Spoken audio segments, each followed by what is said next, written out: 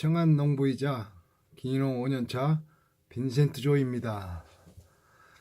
제가 성공하는 기농을 위해라는 제목으로 유튜브 영상을 제작하게 된 것은 기농을 하시려는 분들께 조그맣게라도 도움이 되었으면 하는 바람입니다. 저는 절대 성공한 기농인은 아닙니다.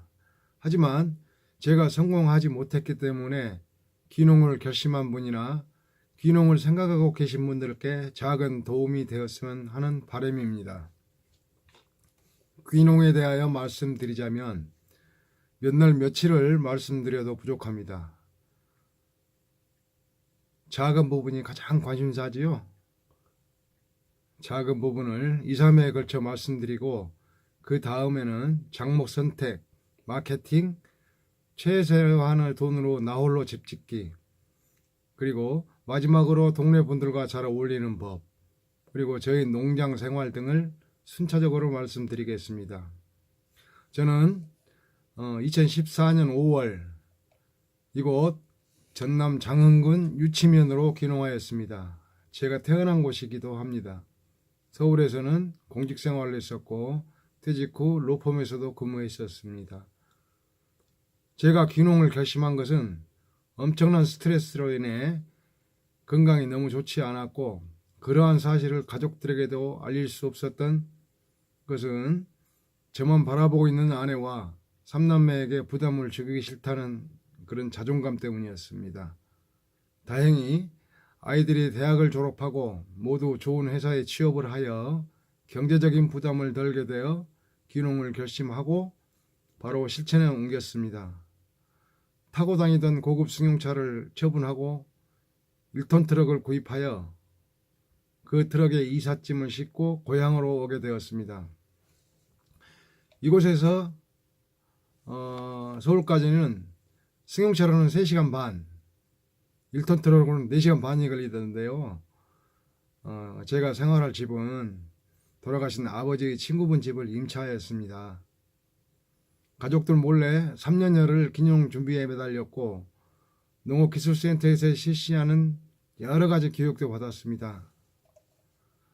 제가 기농을 결심한 아이템은 뭐냐면 제가 상속받은 땅에 닭을 산에다 풀어놓고 키워서 유정란을 생산하여 도시 소비자들께 건강하고 신선한 방사유정란을 판매하는 것이었습니다. 또한 전국 표고버섯 생산량의 35%를 차지하는 우리 고장의 특산물을 재배하는 것이었습니다. 다행히 제 소유 임야에 커다란 참나무가 많이 자라고 있어 큰 돈 들이지 않고 표고버섯 재배가 가능하여 방사유정란과 표고버섯을 생산, 현재 소비자와 직거래로 판매하고 있습니다. 자, 서론이 길었습니다. 성공한 기농을 위해 뭘 준비해야 할까요? 그리고 가장 먼저 해야 할 일은 무엇일까요? 이 질문에 대한 답을 하기 전에 먼저 드릴 말씀은 기농인의 90%가 실패한다는 것입니다. 왜 실패할까요? 매스컴에 보면 동네 분들과 조화를 이루지 못하고 분쟁으로 인해서 실패했다는 사례들만 나옵니다. 마을에 전입하려는데 이장이 동네에 일정 금액을 지급하고 또 기부해야 한다고 하고 이를 거부하니까 갈등이 시작되었고 결국은 동네에서 왕따를 당해 다시 돌아갈 수밖에 없었다는 기농 실패 사례. 이런 사례들을 보면 결국 동네 주민들과의 불화로 결론 지어지는 경우가 대부분입니다. 하지만 제가 이곳 유치면에 기농 회장을 3년 하면서 기농인들과 많은 대화를 나누었는데요. 그 대화 속에는 실패한 이유가 기농인 자신에게 있다는 것이 거의 100%입니다. 기농인들을 보면 자신이 도시에 있을 때 무슨 일을 했고 또 돈이 많이 벌었다는 등 온갖 자화자찬과 향연에 빠지면서 동네 사람들을 은근히 무시하는 말투가 배어 있습니다. 심지어는 농촌 사람들을 무지렁뱅이 취급하는 기농인도 있었습니다. 시골에서는 일상적인 일들인데 그것이 법에 위반한다는 이유로 고소 고발을 일삼고 한순간에 동네가 쑥대밭이 되어버리는 것을 숱하게 봐왔습니다. 예를 들면 시골에서는 이렇게 음식물 쓰레기를 별도로 이렇게 퇴비 더미에 버리게 됩니다. 법적으로 보면은 음식물 쓰레기는 분리수거하게 돼 있죠. 그렇다고 해서 그거를 고발을 내버립니다. 당연히 법에 위반되는 거지요. 시골이지만 분리수거를 해야 한다는 것은 당연한 것이고요.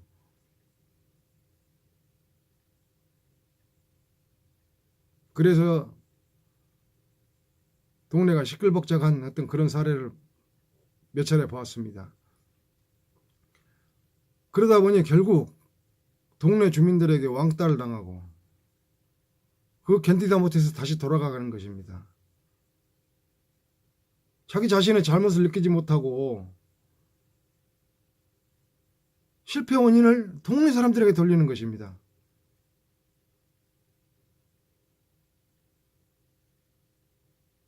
그리고 또 한 가지 실패 사례는 뭐냐면 철저한 준비를 해야 됩니다. 그런데 뭐 시골에 가서 농산일을 하는 것이 그것이 얼마나 큰 힘든 일이겠냐라고 하지만 각 지역마다 재배가 잘 되는 작물이 있고 재배가 안 되는 작물들이 있습니다. 그런 것조차도 조사하지 않고 와서 예를 들어서 콩을 재배를 해가지고 그걸 메주를 만들어서 된장을 팔고 조선 간장을 만들어서 팔고 한다고 기농을 했는데 콩 농사가 잘 안 되는 땅입니다. 또 지역 자체가 콩 농사가 안 되는 곳입니다. 그러면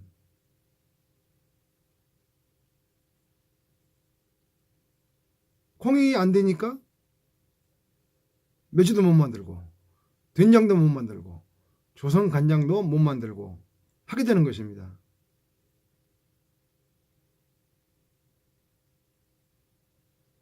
이 철저한 준비라는 건 뭐냐면 그쪽 지방에서 어떠한 작물이 주 작물이 되고 어떠한 것을 하게 되면 이게 어떤 수입이 창출될 수 있겠다라고 생각을 잘 해보고 여러 가지 기반 조사를 해야 되는데 그걸 소홀히 한 것입니다.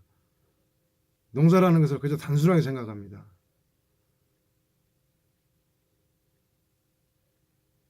철저하게 준비를 해야 함에도 불구하고 막연히 내가 어떤 작물을 생산해서 그것을 도시 소비자에게 직거래로 판매를 하겠다 라는 어떤 안이한 생각으로 기농을 결행해서 실패하는 사람들이 의외로 많습니다.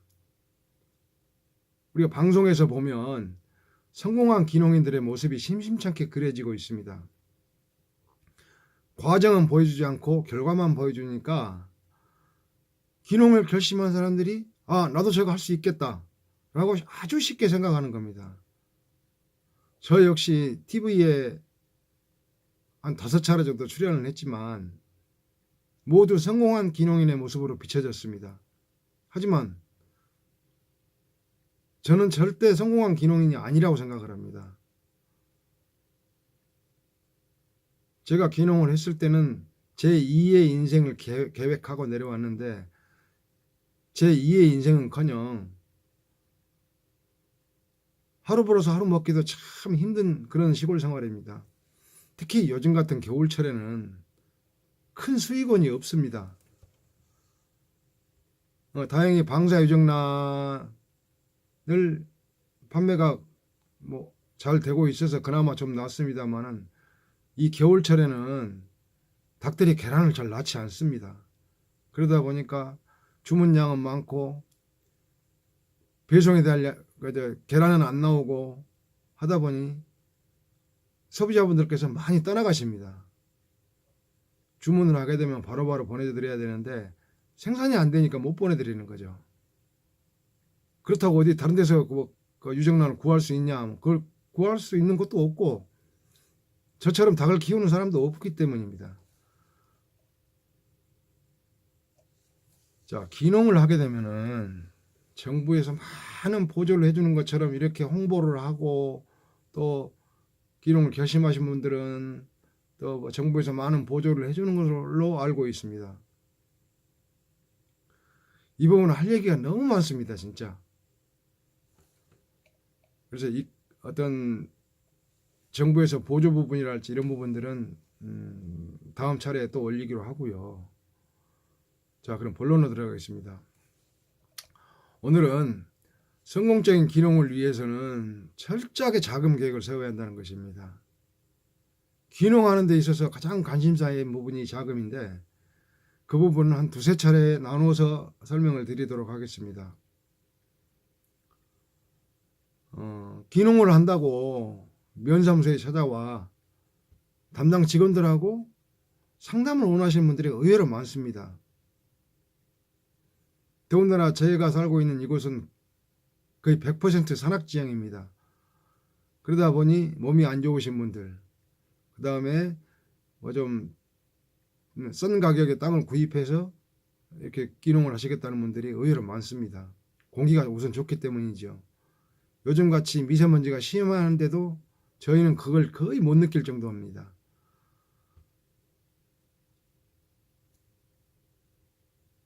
그러니까 기농 상담을 하러 오신 분들이 오시면 면사무소에서는 저에게 보냅니다. 저에게 모시고 와서 제가 상담을 해드리는데 저 상담을 하시는 분들한테 제일 먼저 하는 질문이 뭐냐면 왜 기농을 결심하게 되었습니까? 라고 먼저 질문합니다.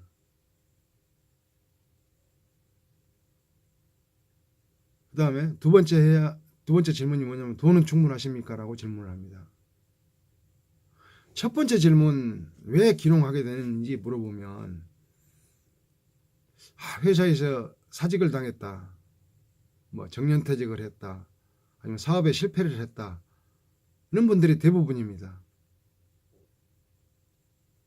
자, 두 번째, 돈은 어느 정도 있습니까? 라고 질문합니다. 그러면 돌아오는 답은 당연히 돈은 많이 없습니다 라고 하시는 분들이 대부분입니다. 또 마지막 하는 질문이 농사지을 땅은 있습니까? 또는 땅을 구입할 자금이 있습니까? 라고 물어보면 역시 없습니다 라고 하시는 분들이 대부분입니다. 자, 그러면 자금이 없으면 어떻게 기농할 수 있는 방법이 없을까요? 라고 말씀을 하십니다. 저의 대답은 단호합니다. 자금이 없거나 부족하면 기농하시면 절대 안 됩니다. 물론 자금이 많으면 기농보다는 귀촌을 선택하겠죠. 자, 기농을 하시는 분들을 보면 대부분 토지를 구입하고 처음 하는 일이 자신이 생활할 집을 짓는 일인 것입니다. 큰 돈 들어갑니다. 더군다나 도시에서 한 50평대 집을 살았다면서 시골에 오면 널리고 널린 땅에 50평짜리 집을 짓는 분들이 대부분입니다. 왜 그렇게 집을 크게 짓습니까? 라고 여쭤보면 도시에서 뭐 식구들도 오고 또 지인들도 놀러 오고 나면 휴식 공간이 필요하지 않느냐 라는 생각입니다. 기농을 하게 되면 첫 해나 그 다음 해까지는 손님들이 찾아오십니다. 그러나 3년이 지나고 4년이 지나고 5년이 지나면 관심 바뀝니다. 이제 찾아오지도 않습니다.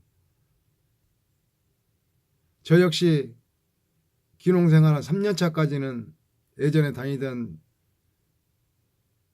직장의 동기들, 입사 동기들, 뭐 선배 후배들, 그리고 개인적으로 아시는 분들 참 많이도 오셨습니다. 여기 이 산골까지. 참고로 제가 살고 있는 이곳은 지금 해발 380m입니다. 처음에 와서 그분들이 야, 나도 이런 데서 살아봤으면 좋겠다 라고 말을 하면은 괜히 우쭐해집니다. 하지만 그분들이 그렇게 말씀하신다고 해서 우쭐해질 필요 절대 없습니다. 우쭐해서도 안 되고요. 그분들은 대부분 자기가 귀농을 했으면 농민의 마음으로 생각하고 생활해야 되는데 도시 생활을 쉽게 떨치지 못합니다. 좀 지나면 외롭습니다. 특히 저처럼 혼자 이렇게 나홀로 귀농하는 사람들한테는 삼시세끼 밥 해 먹는 거, 반찬 만드는 거, 뭐 찌개 끓이는 거, 이거 참 보통 일 아닙니다. 뭐 빨래 해야지, 또 밭일 해야지, 농장 일 해야지. 시간이 정말 하루해가 얼마나 짧은 줄 모릅니다. 제가 귀농을 했을 때 몸무게가 90kg가 조금 안 되는 87kg, 88kg 정도 됐었는데요. 딱 귀농해서 5개월 만에 63kg까지 빠졌습니다. 물론 아무것도 없는 땅에다가 뭐 닭 키울 축사 지었지, 표고버섯 재배할 하우스 2동 지었지, 순전히 저 혼자 했습니다. 뭐 당연히 살 빠지는 게 당연하겠죠. 서울에 있을 때 몸무게 뺀다고 참 고생 많이 했었는데 너무 쉽게 뺀 것 같아요. 자, 본론으로 들어갑니다. 귀농하신 분들은 집을 짓지 말고 집을 임차를 하세요. 빈집이 시골에 많이 있습니다. 찾아보면. 물론 집이 비었다 할지라도 이렇게 임차를 안 하신 분들이 또 많지만, 임차를 해서 생활을 어느 정도 귀농생활을 해보고, 아, 귀농생활이 나에게 참 적성에 맞다, 라고 이렇게 생각을 하신 분 같으면은 귀농하셔도 됩니다. 또한 귀농생활 이게 참 마음같이 쉬운 게 아니구나라고 생각되면 쉽게 포기할 수가 있습니다. 왜? 큰 돈 들이지 않았으니까. 다시 도시로 돌아간다 해도 큰 부담이 안 되죠. 또한 제가 집을 임차하라고 이렇게 말씀을 드릴 이유는 뭐냐면, 집을 임차를 하게 되면 동네 분들하고 아주 쉽게 어울릴 수가 있습니다. 자, 도시에서 귀농을 해가지고 집을 좋게 지었습니다. 동네 분들께 자, 집들이 할 테니까 오십시오 라고 하면 동네 사람들 절대 안 갑니다. 왠 줄 아세요? 요즘은 시골 분들이 연세가 많이 드시다 보니까 내가 신세를 끼치면 내가 반드시 신세를 갚아야 한다는 생각이 머리에 박혀 있습니다. 그렇기 때문에 신세 지기도 싫어하고 받기도 싫어합니다. 옛날 시골 인심이 아닙니다. 자, 귀농인들과 상담을 해보면 정부에서 많은 이렇게 보조를 해주지 않느냐라고 생각하시는 분들이 의외로 많습니다. 하지만 정부에서 귀농인들한테 해주는 거 거의 없습니다. 제 경우를 보면 그 임차한 집 수리비 500만 원, 그거밖에 없습니다. 그것도 내 돈으로 우선 집을 고쳐놓고 나중에 신청하는 겁니다. 한 번은 면사무소에 갔더니 귀농하신 분이, 우리 귀농인은 이제 등록이 안 되신 분인데, 면사무소 담당 직원에게 와가지고 왜 내가 귀농을 했는데 정부에서 나한테 이렇게 도움을 안 주냐, 쉽게 말해서 돈을 안 주냐 이겁니다. 정부에서 무슨 돈을 줍니까? 자, 저 귀농 홍보기관에서 보면 제가 귀농할 때만 해도 담보대출이란 말을 하지 않았었어요. 임차하면 임차한 땅을, 그 땅을 보고서 사람을 보고서 대출해준다 이렇게만 알고 있었는데, 제가 막상 여기 와서 창업자금을, 축사를 지으면서 창업자금을 제가 대출을 받았었는데, 그때 알게 된 게 뭐냐면 담보가 없으면 절대 대출 안 해줍니다. 또한 신용 등급이 낮으면 절대 대출을 안 해줍니다.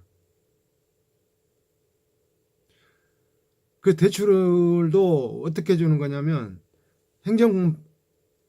행정기관에서 이 사람은 대출 적합자다라고 이렇게 통지를 합니다.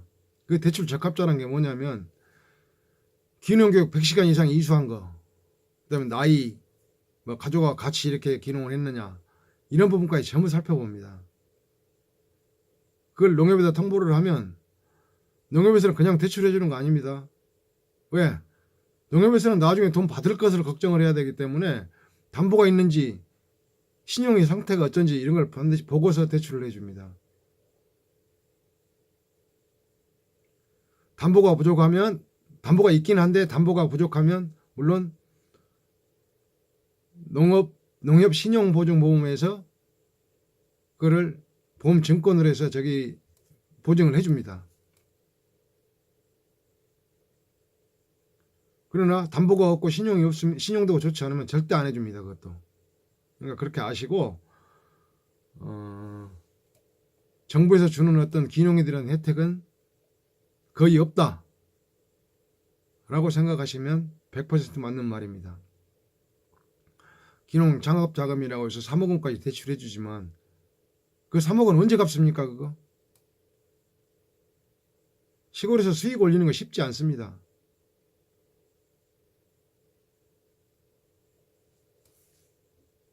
그렇기 때문에 여러 가지 점들을 잘 고려하셔서 생각을 깊이 해주시기 바랍니다. 가장 제가 드리고 싶은 말씀은 뭐냐면 기농교육기관에 자금 관련 교육은 반드시 받아야 됩니다. 실제 자금을 사용하지 않더라도 언젠가는 필요하기 때문입니다. 자, 오늘은 간단히 말씀드렸고 다음 주부터 좀 깊이 들어가겠습니다. 감사합니다.